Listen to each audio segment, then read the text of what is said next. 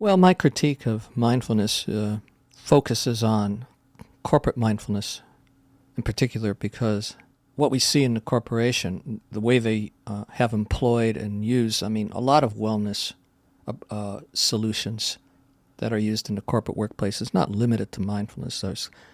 Corporations are using yoga programs, various other kinds of things.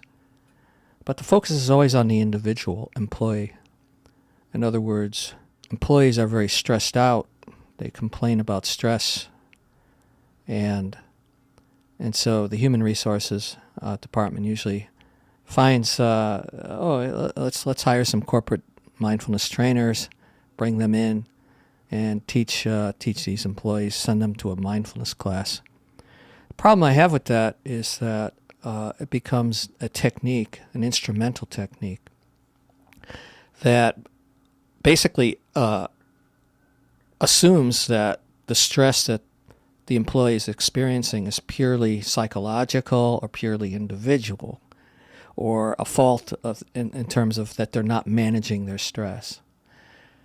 Nobody is asking the question about the systemic causes of stress in the corporation. Why are employees stressed? Does it have anything to do with the structure that they're assigned to? Does it have anything to do with the corporate policies that are in place? Does it have anything to do with the number of work hours that they're working? Does it have anything to do with their job insecurity? Does it have anything to do with a bad boss, perhaps, that's breathing down their neck? All kinds of, you could say, systemic issues within the corporation itself that are actually part of the stressors. Those are part of the stressors themselves. And so corporate mindfulness essentially blames the victim for their stress and says, you need to adapt to this toxic corporate culture. You need to adapt to this workplace. And we're giving you this tool or technique. We'll teach you how to breathe and count your breaths and get your stress under control, or we'll give you a Headspace app or some sort of calm app on your phone, and you can do these guided meditations. But the main thing is you need to get back to work and optimize your performance.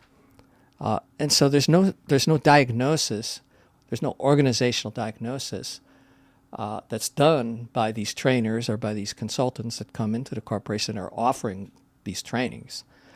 And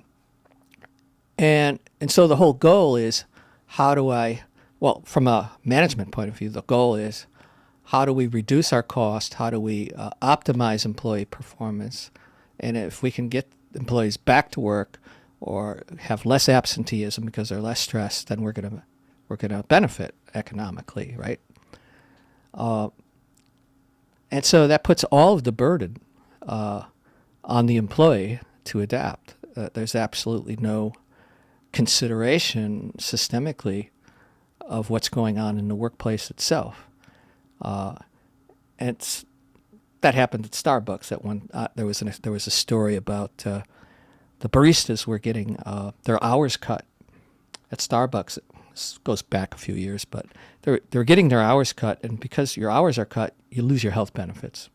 You keep your hours at a certain level, then they don't have to give you health benefits. So they were getting a little upset about that. But also they felt they were understaffed at the stores, really working even harder. And they put together a petition to Human Resources. And Human Resources responded, yes, we've heard your concerns, and we're gifting you a Headspace app for your phone. So that's how we're addressing your stress. So that's another example. Another example is the Amazon warehouses, which are known of employees having to pee in a bottle. They're like on such a rigorous time schedule. They're being monitored under surveillance, and it's a real pressure cooker. It's a real sweatshop, kind of a algorithmically driven sweatshop, right, in these warehouses. And they came late to the game, but they created these kiosks. They look like vertical coffins that are sitting in the shop, and an employee can go in there for a few minutes and watch this video that's like a guided mindfulness meditation video for 3 or 4 minutes, but then they got to get out and go back onto the shop floor and start working. So I think these are really good examples of why I have problems with corporate mindfulness training. Because, first of all, mindfulness was not meant to be used instrumentally in such a way that it just basically is perpetuating the status quo of greed. I mean, we're using these approaches which are basically derived from, well, if you look at mindfulness, it's derived from the Buddhist tradition, schools of Buddhism where meditation is kind of a rigorous process where people are not just taught mindfulness meditation, but they're taught many other things like ethics. Like the Eightfold Path, it's kind of an ethical training. Do no harm. We all have our various cultural versions of these ethical trainings, but the point I'm making is that mindfulness was embedded within an ethical context that prohibited it from being used in ways that could be harmful. And I think the most egregious case is the U.S. military, Department of Defense, latching on to mindfulness. They saw the potential, and this goes back to when we were still in Afghanistan and Iraq, that they started to use mindfulness with combatants, with soldiers in pre-deployment training.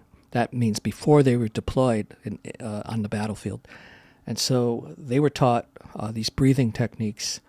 They even had these mock Afghan villages, like down in San Diego, some sort of army base, where they were like bombs were going off, and they were like practicing, doing these practices. And so, that is like completely orthogonal, completely opposite of what these practices were meant to really kind of awaken people to the unity of humankind and the unity of, love and compassion, and not to be used for military purpose as make you a better sharpshooter, and so it's quite disturbing to see how it's been misappropriated for all these various instrumental uses. But when you reduce something to a technique, then you can use it in whatever context you like, because then you have no commitment to any kind of ethical concerns.